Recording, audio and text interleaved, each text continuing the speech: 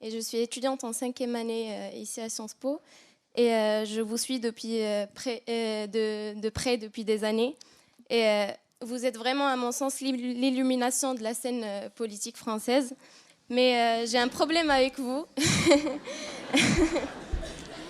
J'ai un problème avec vous parce qu'il est insupportable de voir que votre génie se voit sacrifié pour cause de votre manque de contrôle pour vous-même. Vous travaillez énormément vos idées.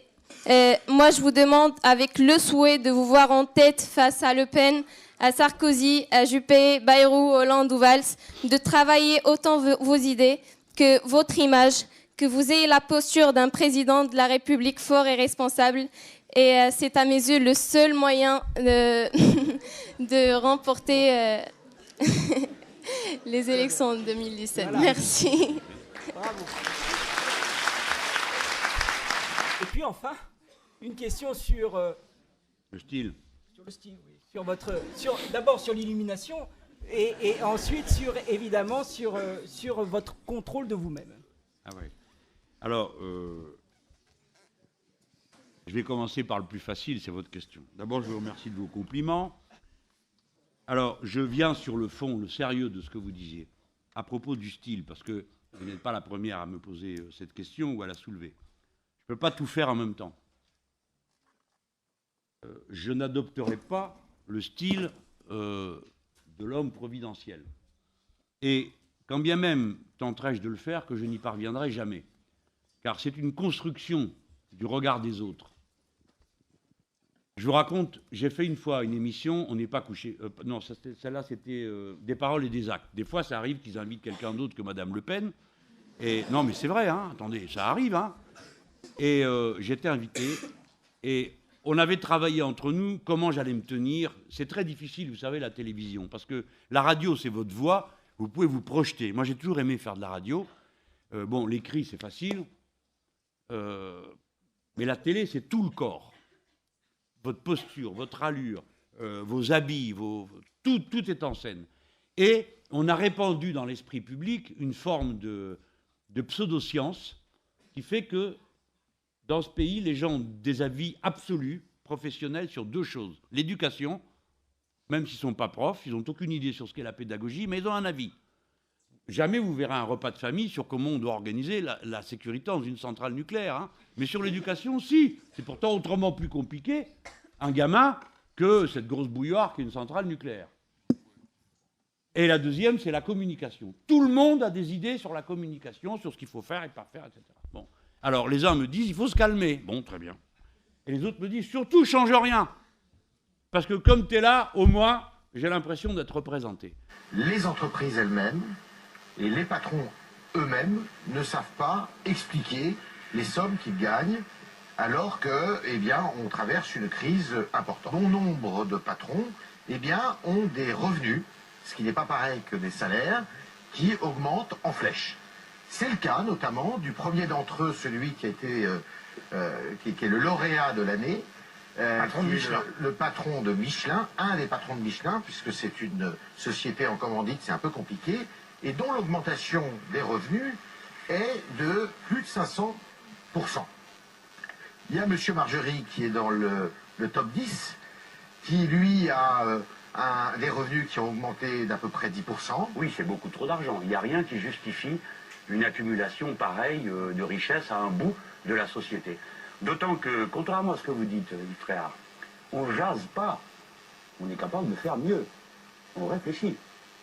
Et on se demande pourquoi, au cours des 10 dernières années, des 15 dernières années, des 20 dernières années, les écarts se sont creusés de cette manière-là. Donc ce ne sont pas des personnes en particulier que nous visons, même si au bout du compte, ce sont des personnes qui s'empiffrent. C'est un système qui conduit à cette situation. Et pour que certains puissent accumuler à ce point, il faut qu'ils aient tout déréglé en bas. Raison pour laquelle, mais sans doute nous allons tous les deux applaudir à mon idée, je propose qu'il n'y ait plus d'entreprise où celui qui est en haut gagne plus de 20 fois que celui qui est en bas dans la hiérarchie des salaires. Et je ferais mieux de dire celle qui est en bas, parce qu'en général, ceux qui sont en bas, ce sont les femmes. Et je ne peux pas proposer le programme que je propose avec une tête de premier communiant. Je ne peux pas faire ça gentiment, dire oui, il n'y aura pas un salaire au-delà de 1 à 20. Et d'ailleurs, vous, là, combien c'est? Ben, c'est fini. Et vous, là-bas aussi. Vous êtes d'accord, hein? Non, non, il n'est pas d'accord. J'ai pas envie qu'on fixe des règles comme ça. Il faut être libre et puis c'est à chacun de prendre ses responsabilités. C'est notamment au conseil d'administration qui fixe les rémunérations des patrons. D'abord de le faire dans la transparence et puis avec une certaine décence et un sens de la justice. Mais après, c'est à eux de se responsabiliser. Alors, bien sûr, sur la rémunération des patrons, il faut essayer de faire les choses avec non-violence, justice. Et c'est aussi ce que le code AFEP-MEDEF essaye sur lequel pas mal de gens ont travaillé au sein des grands patrons, essaye de préconiser. Mais à un moment, il s'empiffe, le mot est tellement péjoratif. J'ai fait ça une fois sur un plateau à l'ancien patron de Total. Peut-être que quelques-uns d'entre vous ont eu ce moment, je me suis follement amusé. Chacun à votre bon cœur, monsieur, dame. On va se mettre entre nous et puis on va décider quelle est la limite. Je ne suis pas d'accord avec ça. La loi doit s'appliquer dans tous les domaines. Imaginons Et en particulier pour les rémunérations. D'accord, imaginons que la gauche revienne au pouvoir et que vous alliez avec eux. Est-ce que vous allez faire quelque chose ou est-ce que vous proposez clairement, ça pourrait faire partie d'un pacte d'alliance, que les salaires des patrons en France, ou en tout cas l'ensemble de leurs revenus, soient encadrés? Alors, je croyais m'être exprimé assez clairement, donc je recommence. Non, pas du tout. Vous m'avez pas entendu? Si, je vous ai entendu. Moi, je suis partisan de 1 à 20. C'est la revendication de la Confédération européenne des syndicats. On parlait des salaires. Je sors mon truc sur de 1 à 20. Le gars, il me regardait avec sa petite moustache. Pauvre homme, il est mort. Et pas ce soir-là, hein, j'y suis pour rien. Mais son avion, je sais pas, un chasse-neige lui est rentré dedans, une histoire incroyable. En Russie. Comment s'appelait cet homme? Je veux pas qu'on rie de lui parce que le malheureux est mort et bon, c'est le patron de Total. Et alors, ça le faisait marrer ce que je racontais. Genre, il me regardait de haut, il est sympa, ce Mélenchon, etc. Je lui dis, pourquoi vous êtes augmenté de 3 millions cette année, vous? Il me regarde, scotché. Je sais pas, non. Toi, là, si t'es augmenté, tu sais pourquoi? Il me dit, ça, je sais pas. Sur le salaire, honnêtement, c'est la partie sur laquelle j'ai le plus de mal à répondre sur toutes les questions. Le plus. Parce que mes 3 millions, alors 9e, premier profit, donc pas premier salaire, bon, on peut quand même, on pourrait faire mieux, mais je trouve que c'est un vrai sujet et que je ne sais pas toujours très bien expliquer pourquoi est-ce que j'ai besoin de 3 millions ou pas. C'est pas la partie dans laquelle je me sens plus à l'aise. Mais je le comprends. Parce que je ne travaille pas pour l'argent. Mais voilà. non, donnez-le. Mais je viens de donner, mais c'est moi qui le donne. Je ne le pique pas. Cette petite différence. Et les impôts, c'est pas piqué. Hein. Non, Mais si vous ne savez pas, rendez-les. Parce que je ne connais pas une personne dans ce pays, c'est comme l'autre là, qui s'est augmenté de 16 millions avant de partir. Tout le monde crie, il dit bon d'accord, 8 seulement. Lequel d'entre vous laisse la moitié de sa paye? Aucun. Vous direz mais je l'ai gagné, c'est mon travail. Je peux vous expliquer ce que j'ai fait, j'ai balayé, j'ai fait cours, je suis allé, venu, j'ai préparé mes heures de cours. Pour parler d'un prof, tu es en train de lui dire, ils foutent rien, ils sont en vacances. Bon, quand ils vous font la liste de ce qu'ils font, plus le temps qu'on passe à lire vos foutues copies, ça prend du temps. D'accord? Vous pouvez justifier, vous ne direz pas oui, je suis d'accord, prenez la moitié parce que vraiment il y a peut-être eu de l'abus, mais ce n'est pas de ma faute. Donc les gens qui font un travail honnête et qui sont une paye honnête ne lâchent pas la moitié de leur paye. Si le gars dit qu'il en lâche la moitié, c'est que c'est un voyou. Et je vous le dis les yeux dans les yeux. Je trouverai dans vos boîtes des gens qui sont aussi capables que vous et qui coûteront 5 à 10 fois moins cher que vous. Vous voyez bien, j'aurais pu faire autrement. J'aurais pu croiser mes jambes et dire, on doit s'interroger sur le niveau des rémunérations des cadres, car bien sûr, il est normal que compte tenu des risques... Je peux faire ça, ou bien je lui fais comme ça. Pourquoi vous êtes augmenté, vous? Tout le monde regarde. Vous rigolez. Quand vous allez draguer une fille, vous commencez pas par lui dire qu'elle est ignoble, idiote, etc. Moi, je drague. Mais vous ne drague pas. Non, ça c'est clair.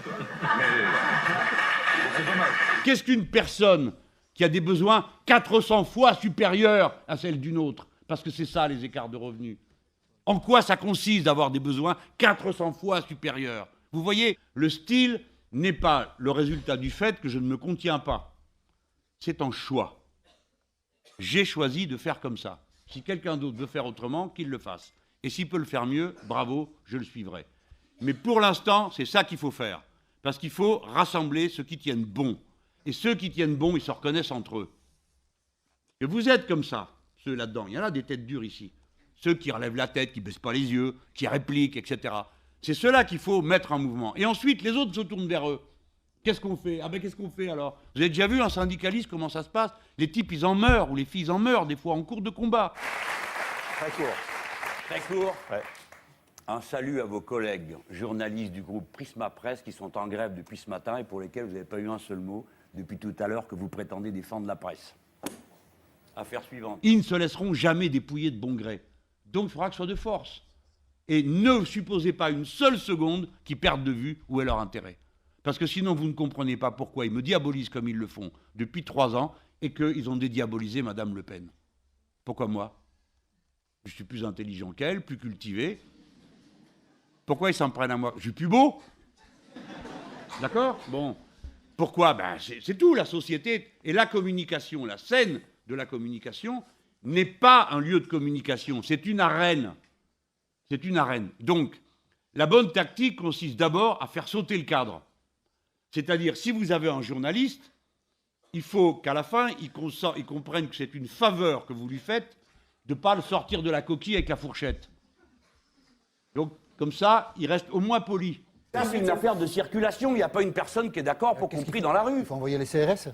Bah, il faut les faire partir de là, mais Il comment faut on envoyer fait les CRS. Vous enverriez les CRS, vous, là? Je mets des barrières. Monsieur, je ne suis pas spécialiste du maintien de l'ordre public, mais oui, bien sûr, on met des barrières, on empêche. Ah, comment ça se intéressant. passe dans une manif? Ah, c'est intéressant. Monsieur Apathy, comment ça se passe dans une manif? Vous le intéressant. savez, vous êtes toujours du côté de ceux qui ont des casques. Comment ça se passe? Eh bien voilà, on met des barrières. On met des barrières, puis il y a des gars qui sont là qui disent non, non, c'est pas permis. Ah si, si, si. Ah, si. Jean-Michel circule en scooter, c'est la raison pour laquelle... Ben, c'est pour ça qu'il a un casque. C'est ce que je voulais dire, mais il prend tout mal. Rétablissons les choses. Donc, il n'y a pas un Français qui... Un capitaine de pédalo comme Hollande. Alors, je ne vais pas vous demander si vous regrettez, parce que je sais qu'on vous pose la question à chaque fois et ça vous amuse. Et vous la reprononceriez, cette phrase, aujourd'hui? Regardez comment les téléspectateurs, ils regardent, ils voient la page. Hein. Ouais. Il y a une page entière. Tout le haut, c'est à propos de la droite. Ouais. J'avais trouvé un bon mot, j'étais content de moi. Ouais. J'avais dit que monsieur... Ah, il a marché, celui-là. Non, j'avais dit que François Fillon était un économiste de cimetière, parce qu'avec lui, avec les morts, qui étaient bien, parce qu'ils ont besoin de rien.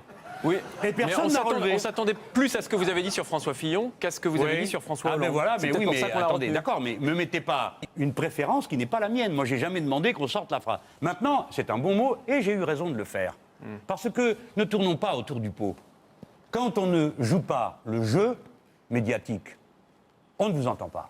J'ai critiqué le texte de François Donc ça, Hollande. c'est un jeu, ça. Écoutez-moi, qui est absurde. Il a fait une tribune dans Le Monde dans laquelle il déclare que dorénavant, les accords entre patronat et syndicats seraient automatiquement enregistrés et s'imposeraient au gouvernement et au Parlement. Ça s'appelle l'État corporatif. Il a appelé ça, lui, la République contractuelle. C'est une question très lourde, très profonde, très importante. Dites-moi quelle a été votre réaction? Rien. J'ai fait une tribune dans le journal, La Tribune, journal économique, avec M. Madeleine qui me donnait la contrepartie. Avez-vous fait des titres le 20h? Rien. Là, vous ne vous pas. intéressez qu'aux petites phrases, je vous ai bien eu. Jean-Luc Mélenchon, vous ne parlez pas des idées de François Hollande, vous parlez de François Hollande lui-même avec cette formule. Vous voyez bien la différence. Non, mais vous feriez battre des montagnes entre elles, là, si on vous écoutait. Moi, j'ai dit une chose, et je le redis à François Hollande. Mais... Nous entrons dans une saison des tempêtes. Le programme du Parti socialiste, les mesurettes de toutes sortes, son abandon à la politique d'austérité, la social-démocratie européenne avec son président qui était le Premier ministre grec. Tout ça, c'est de la méthode de pédalo. Pour la tempête, il faut une armature forte, il faut mobiliser le peuple français. Alors si vous n'aimez pas les images drôles, comment on fait? Alors, mais est-ce que cette image drôle, est-ce que qu'on n'aime pas, c'est qu'on pose des questions. Est-ce que cette image, ce talent de tribun, est-ce que finalement, vous ne redoutez pas qu'il serve davantage les intérêts de la droite? Je vais vous montrer 2 petites séquences assez courtes.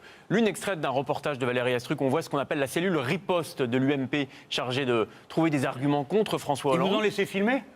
Oui, ils nous ont laissé filmer. Ah oui, formidable. Voilà. Hein. Oui, mais vous savez, voilà. Vous êtes comme chez vous, là. On est allé filmer dans tous les partis, dans tous les partis et tous les événements. Moi, vous ne mettrez pas les pieds dans ma cellule riposte. D'ailleurs, il n'y en a pas. C'est dommage. S'il y en avait une, vous ne viendriez pas. Et on va filmer dans tous les QG pour la campagne présidentielle. Et ce sera suivi. Ils vous ont fait venir le jour où ça les arrangeait pour que vous filmiez ce qu'ils avaient envie de vous dire. Allez-y, passez. Non, c'était prévu. C'est pas passé comme ça. C'était bien longtemps, Jean-Luc Mélenchon. Oui, c'était prévu une semaine à l'avance.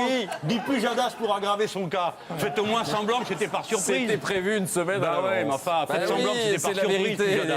Et on filme dans tous les QG. On les regarde et on regarde après quelques députés UMP, dans la foulée, quelques députés UMP qui parlent de vous. Des naïfs. On les écoute. Allez-y. Bonheur, de toute façon, on n'a plus rien à faire entre capitaine de pédalo Ségolénisation, on n'a plus rien à faire. On va être au chômage. Finalement, on va être la cellule riposte au chômage. Ça, c'est la première séquence. Ça, c'est la première séquence. Et il y a une deuxième séquence. C'est convaincant, hein. Alors là, c'est... Voilà, Non, on, non, a c'est vu, convaincant, hein. on a vu Roger Alors, ça y est, Carucci, vous donc êtes un bingo, là, vous avez mis dans le élu mille. UMP qui vous cite pour dire qu'il n'a plus d'arguments. Oui, bah, bien sûr. Donc on est peut-être naïf, mais en tout cas, Ça, là, c'est clair. ils vous utilisent. En tout cas, ils sont Ça, contents de le c'est clair faire. que vous êtes naïf. Écoutez, vous réagissez, député On a le droit UMP. quand même de se détendre. Oui, oui. Ça fait 1h30 que je suis là, je peux Bien quand même sûr. sourire un peu. Et c'est à ce moment-là que l'étudiant contestataire qu'il était partit faire ses 3 jours à l'armée, découvrant alors sur lui-même une vérité qu'il ignorait. Depuis sa naissance, il était partiellement sourd. J'ai découvert le gouffre qui me séparait d'une audition normale parce qu'on m'a collé pour la première fois le graphique devant les yeux et je n'en revenais pas. J'arrive à en parler. Pendant fort longtemps, je ne le faisais pas parce qu'il y a des maladies ou des difficultés qui prêtent à sourire. Vous pouvez crier ce que vous voulez, j'entends mal, donc ça m'est complètement égal.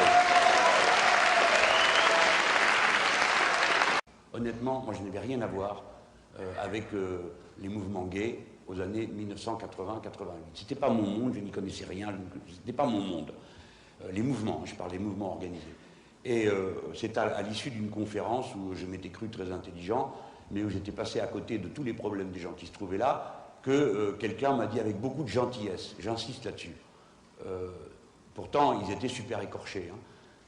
Ils l'ont dit avec une gentillesse qui m'a ouvert l'esprit, m'ont raconté ce qu'était la situation des couples homosexuels lorsque l'un des deux venait à décéder. Et j'en ai été bouleversé parce que je me retrouvais en face de ces situations que j'estime être à la base de l'engagement d'une personne de gauche et que vous êtes toujours du côté de celui qui n'a pas la parole, celui qui est humilié, qui est nié. Bon. Et je leur avais dit, j'oublierai pas, et en effet, j'ai pas oublié, j'ai fait la loi sur le partenariat civil. J'ai trouvé 6 parlementaires dans mon groupe, j'étais socialiste à l'époque, j'ai trouvé 6 pas en plus pour signer ça. On me disait qu'il y avait plus urgent, on dit toujours ça. Et les communistes avaient bien signé avec moi, ils m'avaient donné un sacré coup de main. Donc là, c'est la même situation. Parce qu'il y a eu cette histoire, comme vous l'avez vu, de cette femme qui malheureusement a fait une fausse couche au boulot parce qu'on lui a refusé les petites pauses qu'elle sollicitait et que son état, après tout, pouvait justifier. Là encore une fois, moi je ne suis pas juge, je ne prononce pas un arrêt, je n'ai pas examiné la situation dans tous ses aspects. Je veux dire que ça commence à faire beaucoup. Le nombre de petites gens que l'on persécute, que l'on maltraite, et tout ça dans une certaine indifférence et même une certaine indifférence volontaire des puissants. Cette affaire de la caissière de champ, heureusement, elle a réussi à percer la frontière de l'indifférence. Mais vous vous rappelez, c'est pas la première fois que ça se passe. C'est pas une erreur dans un coin. Allons, les amis, il y en a des dizaines de situations comme ça. Il n'y a pas longtemps, vous vous rappelez de notre amie Emeline Lapostière, qui elle aussi se sentait mal au boulot. On lui a dit, ah là, arrête de t'écouter, ça suffit. Paf, un AVC. Oui, un AVC, et pour un peu, elle y restait, parce que les autres ne voulaient pas le croire. Un coup de cœur ou un coup de gueule dans l'actualité récemment? Un coup de cœur. Les types qui ont trouvé le moyen de cultiver de la peau de manière à ce qu'on en ait de disponible chaque fois qu'on a des gens qui en ont besoin. Alors parce que pour moi, ce qui marche en tête dans une société, c'est pas le fric, ni même les hommes politiques, c'est les chercheurs, les poètes, les gens qui font avancer l'humanité. Et ça, moi je trouve ça magnifique. Alors comme tous les jours on n'entend parler que des horreurs, c'est ça qui plaît dans la presse. C'est la pulsion à la place de l'émotion et l'émotion à la place du raisonnement. Donc ça fait pas, c'est pas très vendeur, mais moi j'ai trouvé ça sublime. Un coup de gueule, bon, le prix Nobel de la paix donné à M. Obama, c'est bien sympathique, il est grand, il sourit, mais pour le reste, il est le premier chef de guerre du monde, il a 50% du budget militaire, 600 000 hommes de troupes à l'étranger, 700 bases. Donc je me demande si c'est un gag, une mauvaise blague, ou s'ils étaient tous bourrés le jour où ils ont voté pour le prix Nobel de la paix. Il y avait un larbin social-démocrate à la tête du comité, ce qui peut expliquer pourquoi ils ont choisi le président Obama, mais je trouve ça lamentable. Je veux dire, on est dans une époque où la guerre est une menace, où la paix est en cause, et on trouve le moyen de s'abaisser à une mauvaise blague de cette nature. Voilà. Mais j'aurais 10 000 coups de gueule, hein, si vous voulez. Hein. Non, mais en tout cas, merci d'avoir accepté cette interview et merci pour votre franc... Une interview. Merci pour votre franc... Au revoir. Merci au public.